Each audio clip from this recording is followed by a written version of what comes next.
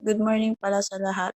So, continue ko lang yung about accounting cycle. So, for now, ang tapos na is hanggang step 5, which is the identification, the recording in the journal, posting in the ledger, and the trial balance and worksheet. So, dito, mag-start muna tayo sa step 5, which is the worksheet. So, ngayon, ang gagawin natin is i-recall muna natin yung about sa adjusting entries. So, next. So, usual end of period adjustment are for, ito yung mga yung mga common na, ito talaga yung mga kailangang i-adjust at the end of the period. So, meron tayong accrued expense, accrued income, prepaid expense, unearned income, doubtful accounts expense, depreciation expense.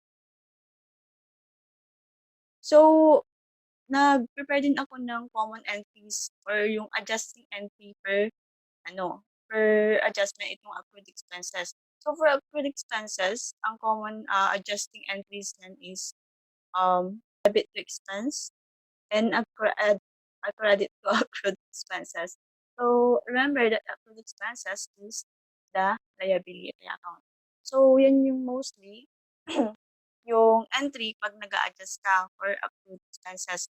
So again, for accrued expenses, ano nga ulit yung accrued expenses? So, accrued expenses, an expense incurred but not yet paid. So, kadalasan, may transaction ka na may mga unpaid bills. So, ang tawag doon is mga utilities expense. So, pag may unpaid utilities, so malamang nag-increase yung accrued expense mo. So, pag nag-increase yung accrued expense mo, so that is liability account, so we need to credit.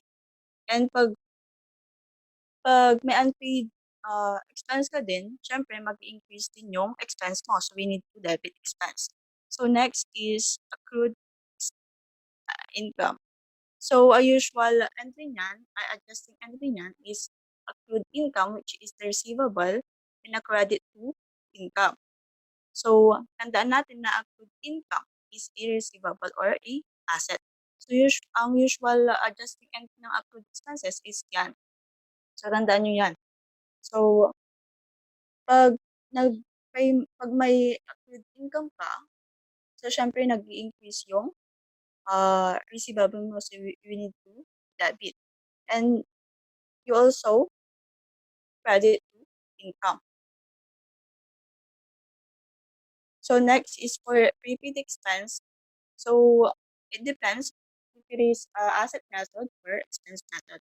So yan yung mostly adjusting entry niyan. So pag asset method, debit to expense, and credit to asset. Pag expense method naman, debit to asset, may credit to expense. So for unearned income, so it depends then if it is a liability method or income method. So, ang mostly common entry niyan, ay adjusting entry niyan is for liability, debit to liability, and credit to income. And for income method, ang usual adjusting entry niyan is income, debit to income, and credit to unearned income. So, ang tandaan natin na ang unearned income is the liability account. And for doubtful account expense, so yan yung mostly, yan talaga yung adjusting ng doubtful account expense. So, doubtful account expense, it is a expense. And for credit, allowance for doubtful account. So, for depreciation expense naman, ang mostly adjusting entry niyan is debit to depreciation expense na credit to accumulated depreciation. So, for G, inventory and adjustment under periodic system, madi-discuss yan sa next topic natin, which is the merchandising. So, next tayo.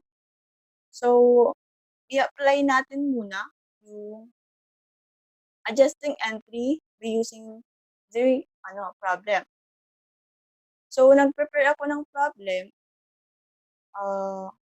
for purposes na para makita natin yung paglagay ng adjustment sa worksheet.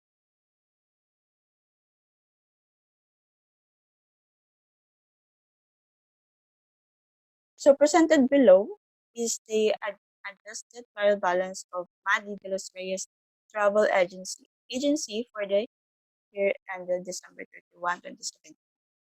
So, yan yung, yung adjusted trial balance. So, pansin natin na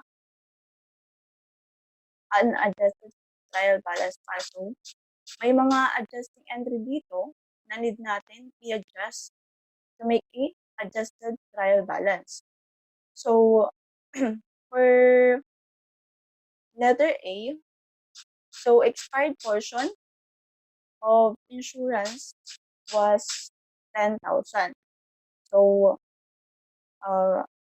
sagutan natin. So, for letter A, sabi natin na may expired portion ng insurance na 10,000. So, anong usually entry niyan if may expired portion ang insurance expense?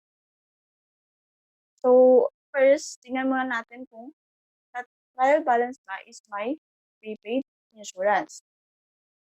So, kita natin na may prepaid insurance na 36,000. So, ang sabi dun sa letter A, expired portion of insurance was 10,000. So, ang naka-record sa prepaid insurance is 36,000. So, it means na overstated ang prepaid insurance. Kasi hindi ka pa nag-adjust for expired portion. So, we need to debit prepaid insurance kasi babawasan natin ng 10,000 kasi may expired portion. So, ang entry niyan would be insurance expense in a credit to prepaid insurance 10,000. So, gets ba yun? Pa-thumbs up na lang po.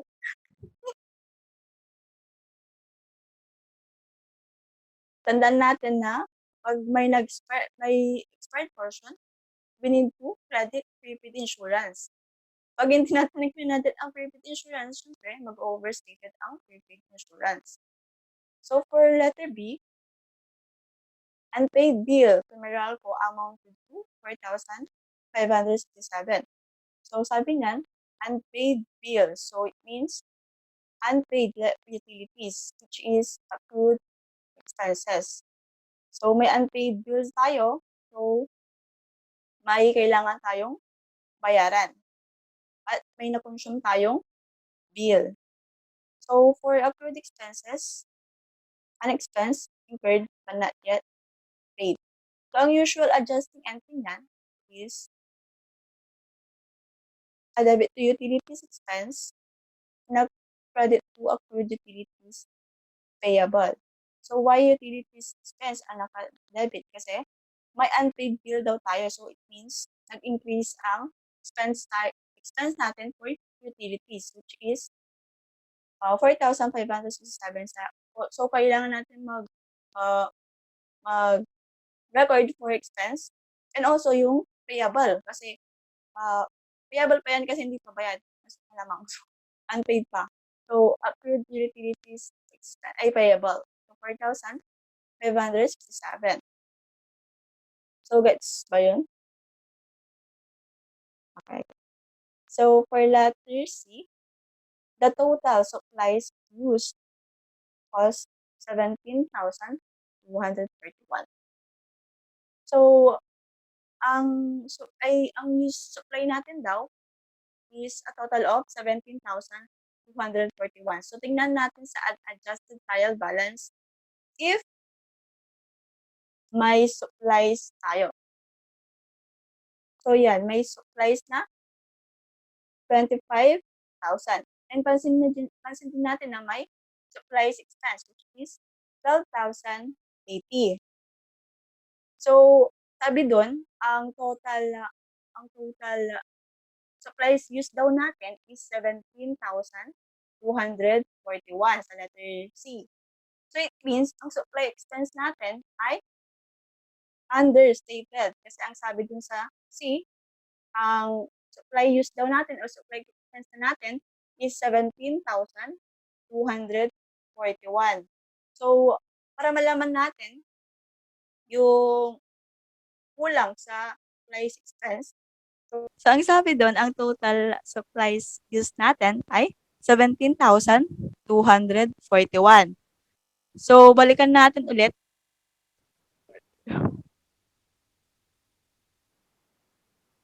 So, ang supply expense natin na naka-record sa unadjusted trial balance was 12,080. So, again, understated ang supply expense natin. Kasi ang sabi sa C, ang total supply use daw natin ay 17,241. So, gawa tayo ng key account. So, for supply expense, may beginning balance tayo na 12,080. So, ang sabi, ang total supplies used daw natin ay 17,241. So, ilan yung kulang for supply expense? So, 5,161. So, yan yung i-record natin na expense for adjustment sa supplies expense. So, debit to supplies expense, 5,161 na credit to supplies, 5,161. So, next, for letter D,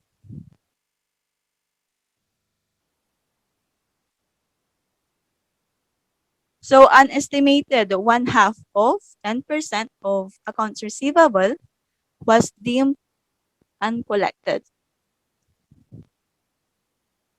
So, it means, dun sa AR natin, may 1/2 of 10% or 5,000 tayong uncollected.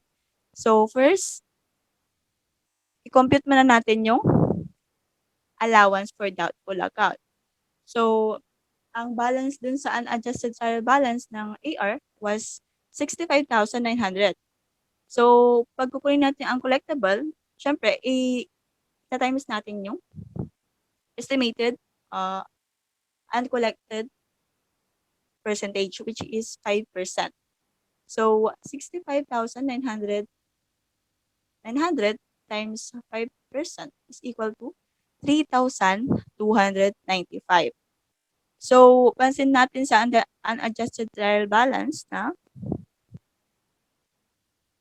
may allowance for doubtful account tayo na 324.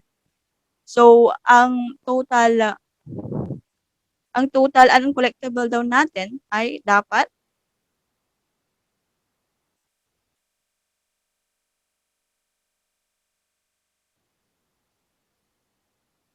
3,295. So, for adjustment sa allowance for doubtful accounts, so magti-T account ulit tayo dyan. So, ang sabi dun sa unadjusted trial balance, ang balance ng allowance for doubtful accounts natin dun was 324. So, remember na allowance for doubtful accounts is a contra asset sa accounts receivable. So, we need to credit. So, ang sabi natin, ang total uncollectible daw natin was 3,295. So, ilan yung i-adjust natin for allowance for doubtful account? So, pag maminusin lang natin yung dalawa, squeeze lang natin. So, 2,971. So, yan yung i-record natin for uncollectible accounts. So, debit to doubtful accounts expense, 2,971. And credit to allowance for doubtful account, 2,971. So, gets ba yun?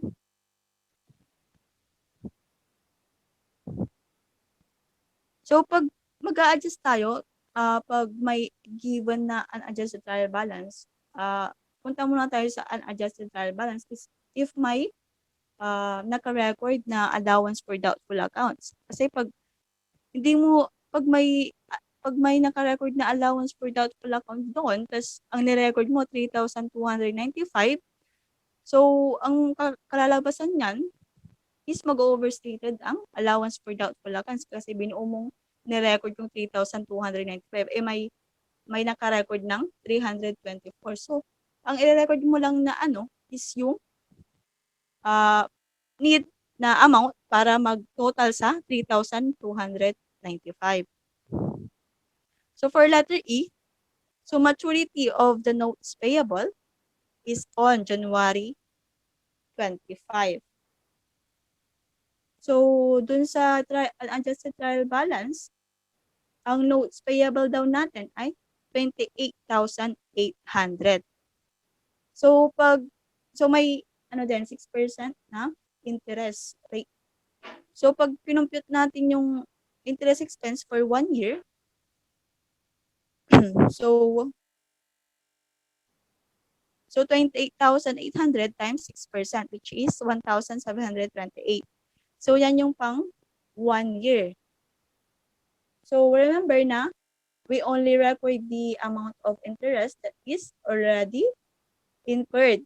So, according to accrual basis of accounting, recognize expense in the period when it is incurred regardless it is paid or not. So, according dito sa transaction, payment will be made on January 15. So, since we are doing the adjusting entry, so today is December 31. So, meaning hindi pa tayo nakakabayad. So, again, magbabayad lang tayo on January 15. Kahit na hindi pa tayo nagbabayad, we need to recognize na yung expense. So, pero yung i-record lang natin is the amount na na-incur within this year. So, so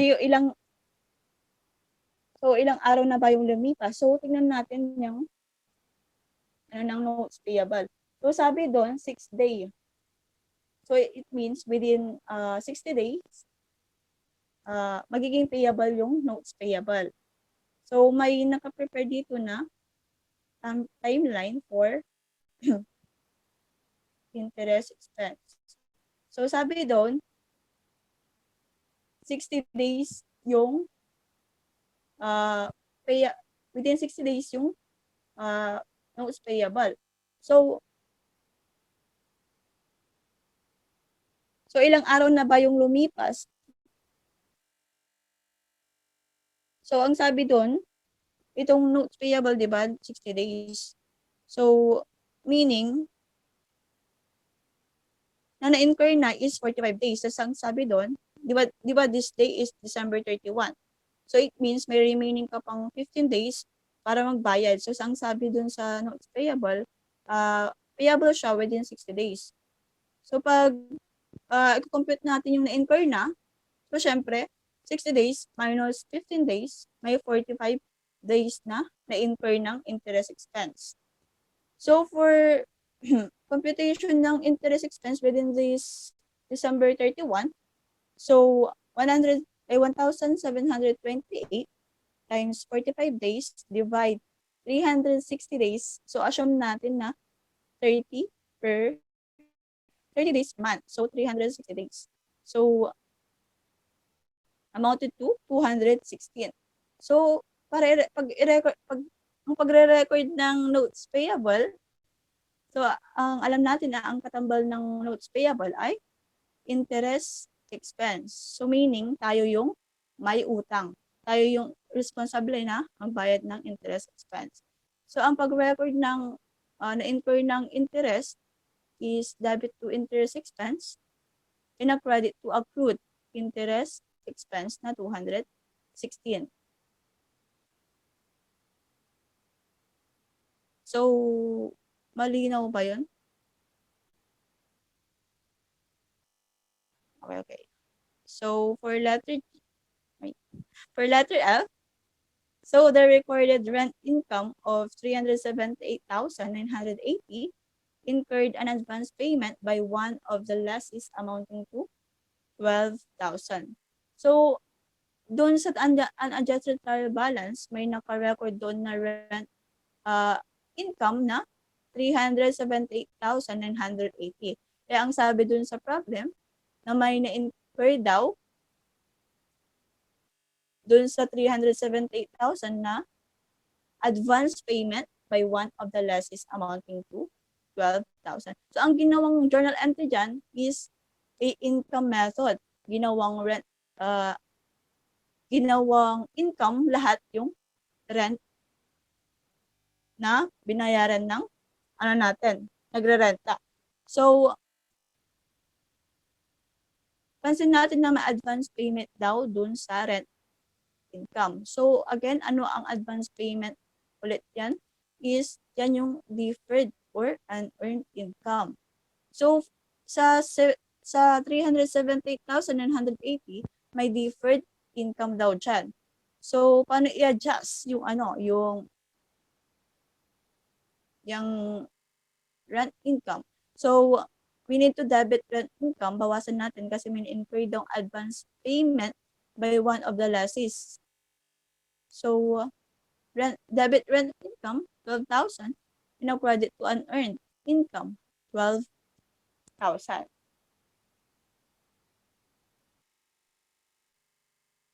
So, ang kalalabasan niya, yung 378,980, mababawasan ng 12,000 mapupunta sa unearned income dahil may na-incur daw na advance payment by one of the lessee na 12,000.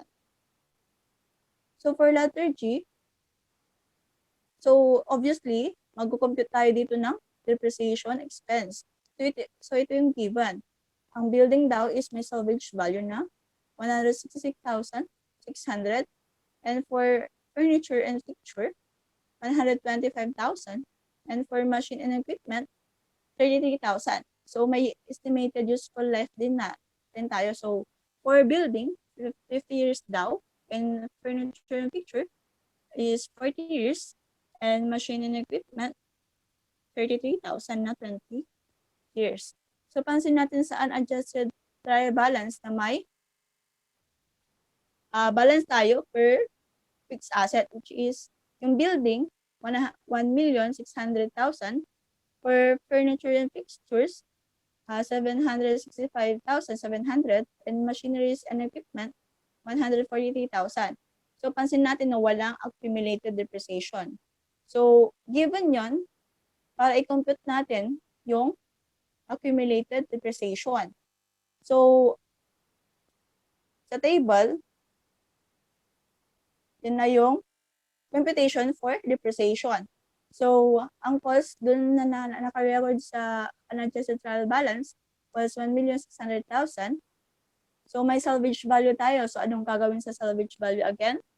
So, we need to deduct to get the depreciable amount. So 834,000 divide dun sa useful life natin na 50 years. So, makakuha tayo ng depreciation na 16,680.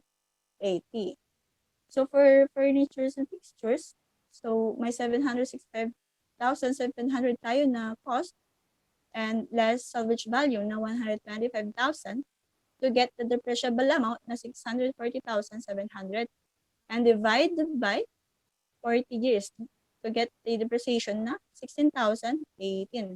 So, for machineries and equipment, may cost tayong 143,000 and less 33,000 na salvage value to get the depreciable amount na 110,000 and divide to estimated useful life na 20 years to get the depreciation na 5,500.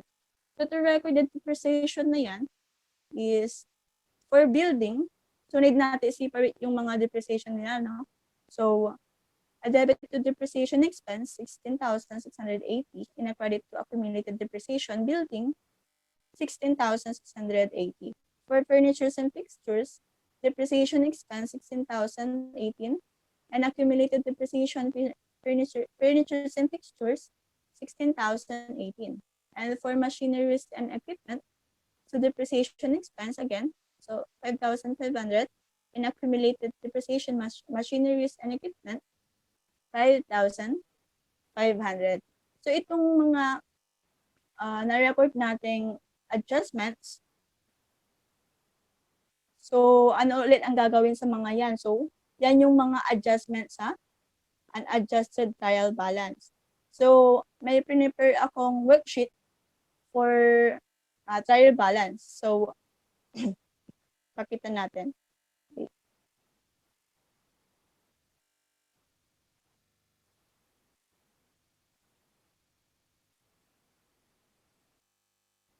Kita na ba?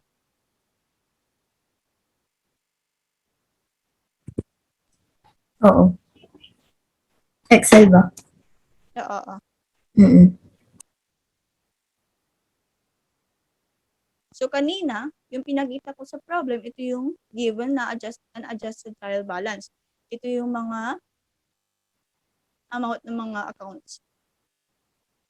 So for adjustment, dito sa column ng adjustment, so ang gagawin mo lang is yung mga na-entry mong expense, ilalagay mo lang dito, idadagdag mo lang sa expenses.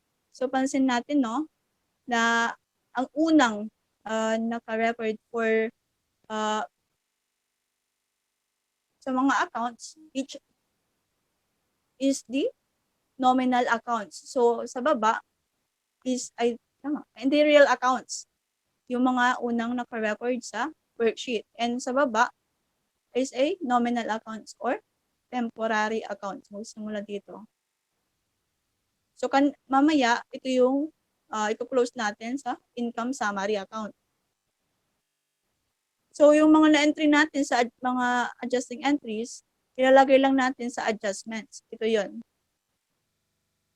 Yung mga naka-debit, ilagay sa debit. And yung mga naka-credit, ilagay naman sa credit side. So ito yung mga transaction na naka-record sa adjusting natin. So pansin natin na balance naman. So tama. So yung mga entry natin. So after nun, you need to compute the adjusted trial balance na. So if ito, naka-debit, ilagay mo sa debit.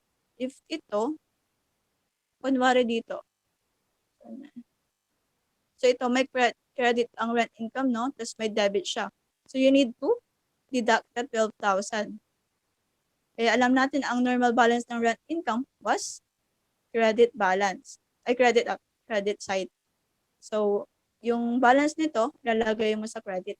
So, gumawa na ba kayo ng worksheet na kompleto?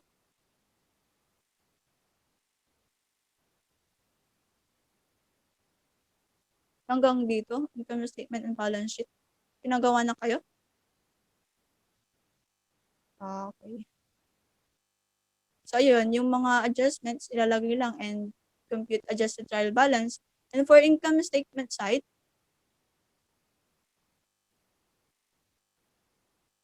ilalagay mo lang sa credit yung income and yung mga expenses sa debit. And pag totalin mo yung income,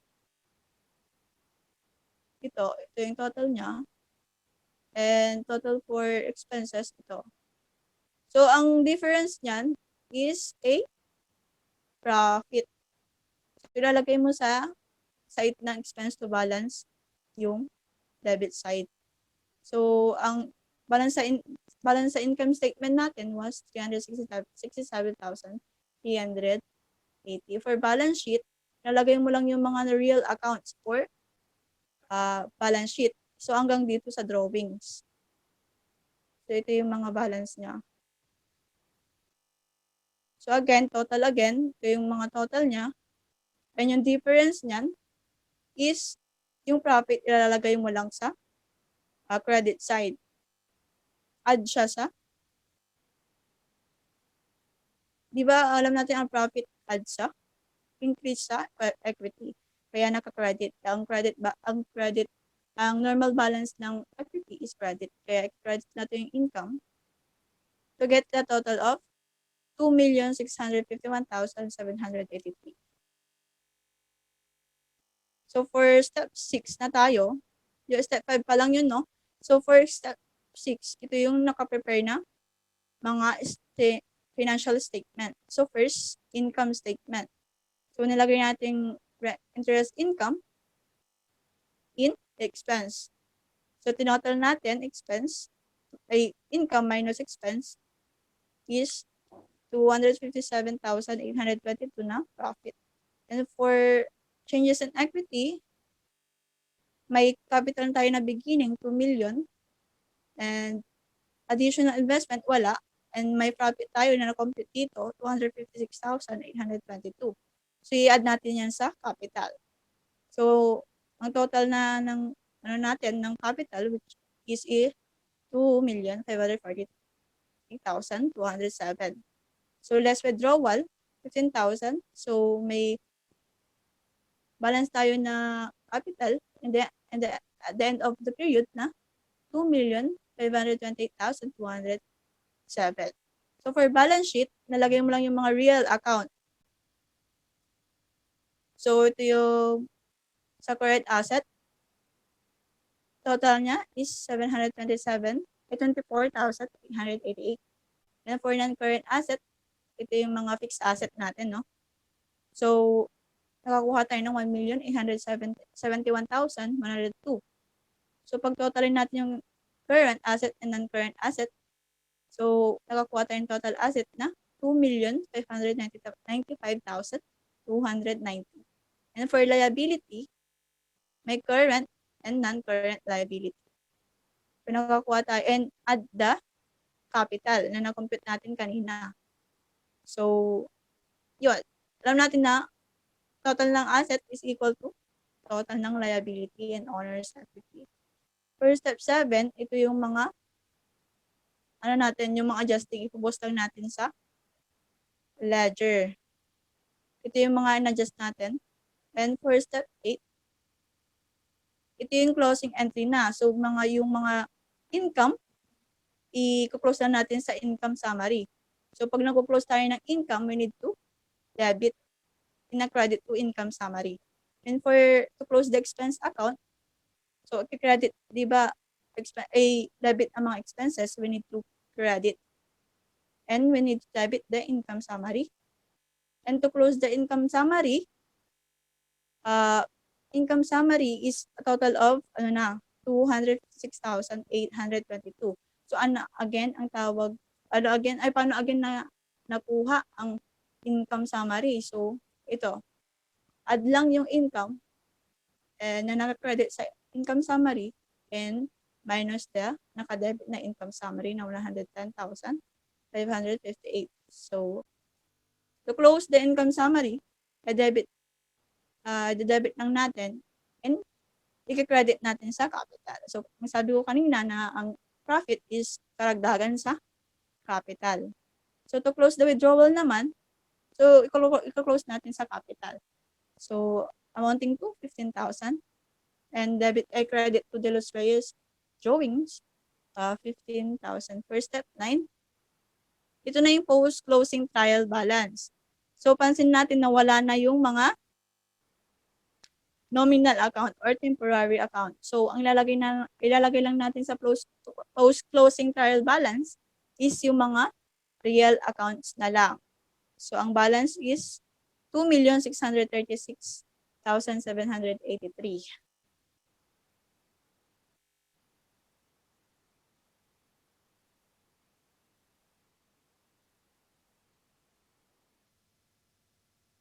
So, tapos na natin yung step 6, which is the presentation ng financial statements, yung mga income statement, balance sheet, and the statement of changes in equity. And for step 7, journalize and post adjusting entries, nagawa natin yan. And step 8, journalize and post closing journal entries. And for step 9, post closing trial balance. And for step 10, the last, is the reversing entry. So, ano ko na lang kung ano yung kailangang i-reverse kasi wala nating time. So, ang subject to reversing entries lang is the prepaid expense. And pero expense method, yung expense method. And deferred income, yung income method naman. And accrued income and accrued expense. So yung mga kailangan i-reverse lang is yung mga increase an asset or liability. So ang sabi natin, ang mga subject lang sa reversing entries is yung mga increase sa asset and liability. So subject itong accruals kasi nag-increase ang liability, and for accrued income, nag-increase ang asset na receivable. And for deferrals naman, ang subject to reversing entries lang is yung mga expense method and income method. Bakit? Kasi sa expense method, mag-i-increase ang asset and mag-i-increase ang liability na unearned. Kaya sila lang yung mga subject for reversing entries, yung mga increase sa asset and liability. So take note this ha. Pero yung reversing entry is optional lang. Hindi naman nire-require na kailangan gawin. So optional lang yan sa entity kung gagawin niya or hindi. So yan na yung accounting cycle natin. So natakal natin yung step 10 natin. So remember no, ito yung sa worksheet, yun yung step 5 natin. So for step 6 natin is a financial statement. So nag-prepare tayo ng financial statements, income statement, and statement of changes in equity, and the balance sheet.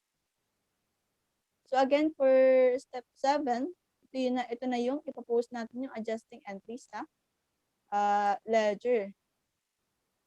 So ito yun, yung mga in-adjust natin kanina. So for step 8, ito na yung closing entries natin.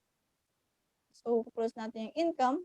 Mga need i-close is income, expenses, and to close income summary sa capital, and sa for withdrawal naman, i-close natin sa capital. So sa post-closing trial balance, yan na yung tinanggal na natin yung mga nominal account. So ang mga nandito lang is yung mga real account.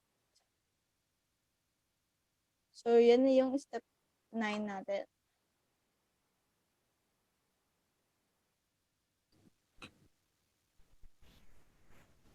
So ayun. So nasundan niyo ba yung flow ng accounting cycle? Bali nirecall lang natin yung no, natapos yung topic about accounting cycle. Ayun. Gusto niyo ba yung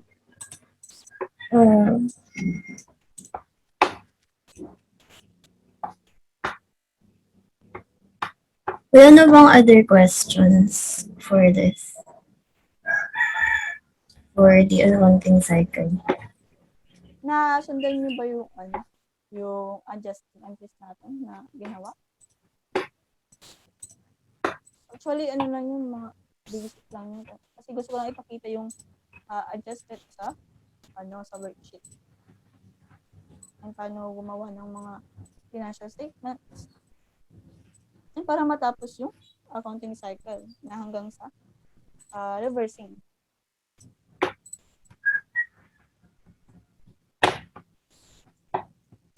So yung pala yung cash flow, siguro i-separate na lang namin yung na topic kasi tapos magbibigay na din ng sample problem para doon.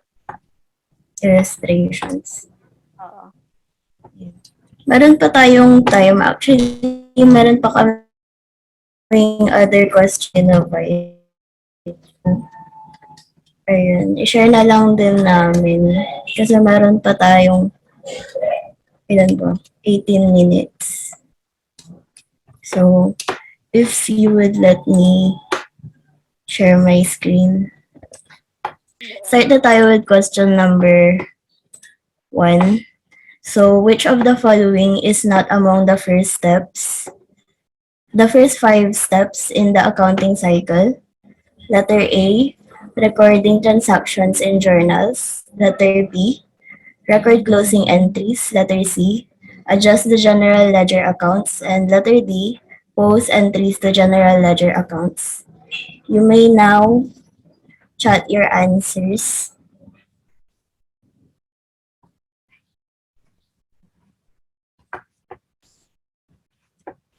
Ayun. So, for the answer for number 1, it is letter B. Thank you for the participation. You are all correct. For question number 2, ay sorry, nakita na yung sagot. So question number 2 is, during the accounting period, transactions involving revenue, expenses, and withdrawals are recorded in A, permanent accounts, letter B, financial statements, letter C, temporary financial accounts, or letter D, temporary capital accounts. You may now answer in the chat box.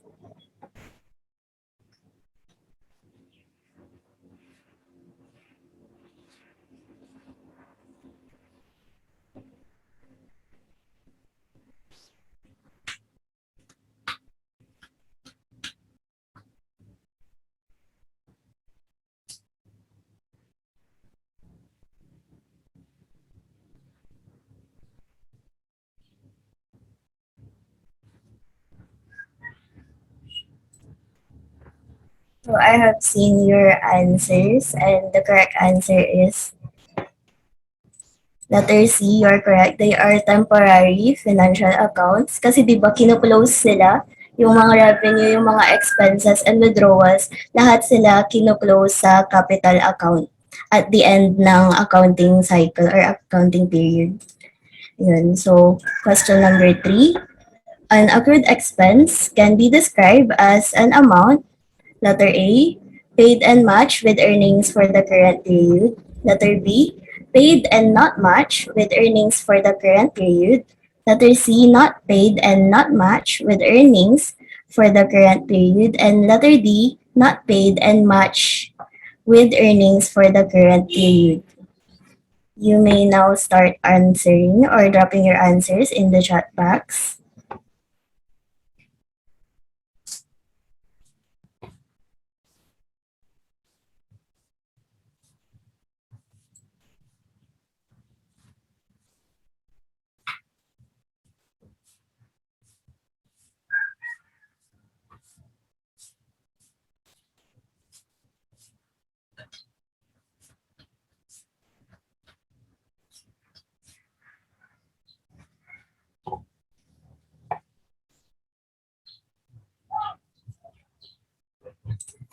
Ayun, so may mga nagsagot na. I have seen your answers. The correct answer is letter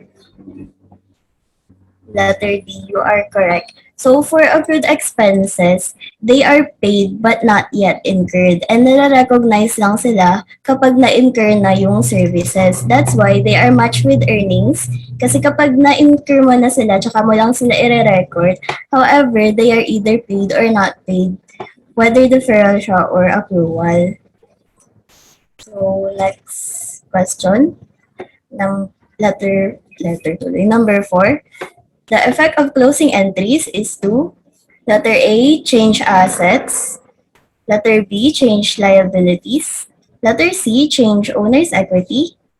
Or letter D, change the debit balances of all accounts into credits and vice versa. You may now start answering or dropping your answers sa chat box.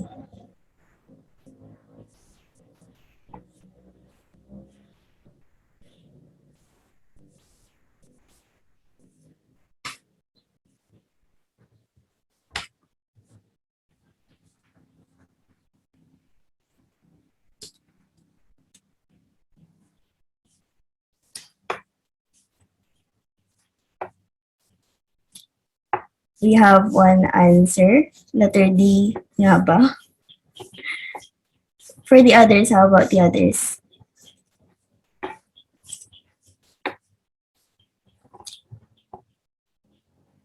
Letter C. For the others, their answer is letter C. So the correct answer is letter C. So, mag-e-end na siya in less than 1 minute. Mag-rejoin na lang. Ayun. For the next following questions pa and for bakit letter C and not B yung answer. So, ayun. Hintayin na lang natin yung less than 1 minute for it. Then, mag-rejoin na lang. Same link. Same link, guys.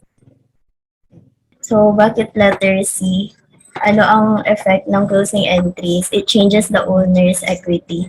So, bakit hindi letter D muna? So, for letter D, changes the debit balance into credits and vice versa. So, yung credit magiging debit. So, ito po yung reversing entries. If you all remember yung discussion kanina. Dito po yung reverse entries. Nire-reverse niya yung debit and credit balances for the next accounting cycle. Yung effect naman ng closing entries, kasi di ba sa closing entries, i-close mo lahat ng nominal accounts and then ang matitira na lang is real accounts. So lahat ng i-close mo na nominal account, yung effect nun mapupunta sa income summary. And yung income summary, i-close mo siya sa capital or sa owner's equity. That's why ang effect ng closing entries, ultimately, in the end, is to change the account balance of the owner's equity. Ayun, na-follow ba? Ayun, so mag-jump na tayo sa next question, which is number 5. Which of the following accounts will have an amount in the adjustment columns of the worksheet, but probably not in the trial balance? So, nasa adjustment siya, pero wala sa trial balance. Letter A, the owner's capital. Letter B, the utilities expense. Letter C, the depreciation expense of a machinery. And letter D, the revenues from services. You may drop your answers now in the chat box.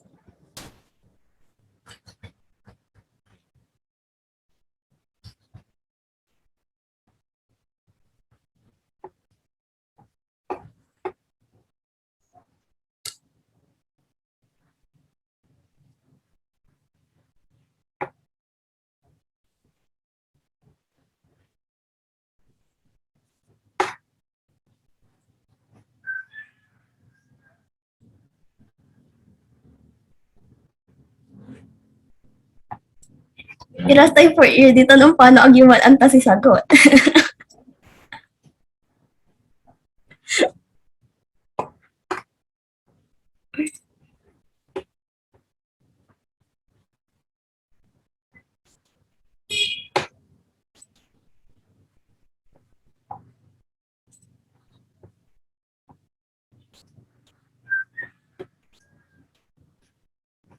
Okay. Ayun. So, may answer na tayo. How about from others? Letter C nga ba? Not sure. Ayun. Letter D. Yan. So, share ko na yung answer. The answer is letter C. So, tingnan natin yung mga choices.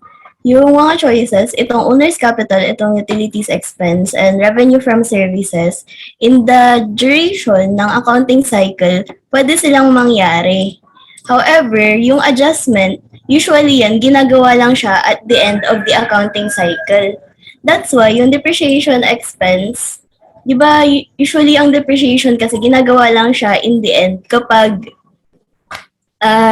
i-measure mo na kung ano yung amount niya kapag nag-depreciate na, kapag nagamit mo na yung isang asset item. Yun yung depreciation, contra asset account siya. So, yung depreciation, since siya lang yung at the end of the accounting cycle nire-record or at the end ng kung kailan siya sa fiscal, depende kung fiscal or calendar year kasi siya, di ba? So, ayun, depreciation expense yung sagot. So letter C. Yan. Next question, number 6. If no adjustments are needed for a particular company, it's letter A. Post-closing trial balance will be identical to its adjusted trial balance. Letter B. Adjusted trial balance will be identical to its post-closing trial balance. Letter C, the trial balance will be identical to its adjusted trial balance. And letter B, the trial balance, the adjusted trial balance, and the post-closing trial balance will be identical. You may now start dropping your answers sa chat box.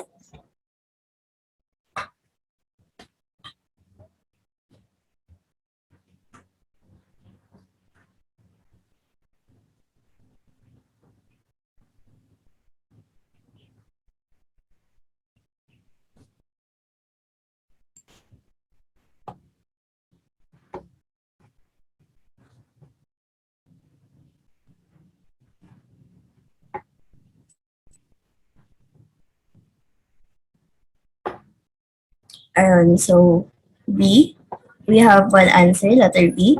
How about the others? D, not sure.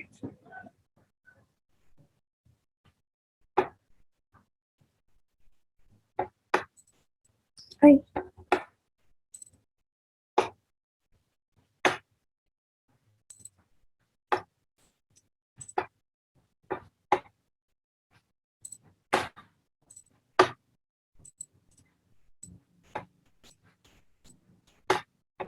So, yung iba, letter D. Actually, napansin niyo yung yung questions. The correct answer is letter C. Ayun. So, walang nakakuha ng correct answer. Explain natin kung bakit letter C.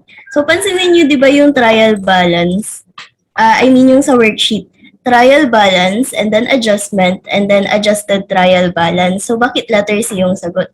Pansinin niyo na ang question, if there are no adjustments. Palitan natin yung color. Yan. If there are no adjustments needed for a particular company, anong mangyayari? So, trial balance, and then adjustments. So, wala siyang adjustment, and then adjusted trial balance. Kung papansinin nyo, kung walang adjustment, edi walang mababago dun sa trial balance. That's why yung trial balance, and then yung adjusted trial balance, identical sila. Kasi walang adjustment walang nabago So, the correct answer is letter C. Yung trial balance will be identical to its adjusted trial balance. Na-follow ba? Ayun. Pa-thumbs up naman sa kung na-follow ba yung explanation. Ayun.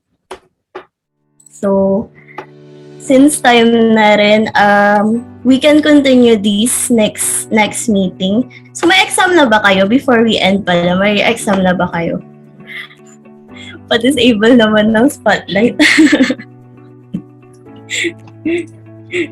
Ayun, may exam na ba kayo na schedule? Wala pa naman. If you want, parang we could continue yung ganitong session para naman wala pa. Meron na? Monday? I mean yung sa accounting.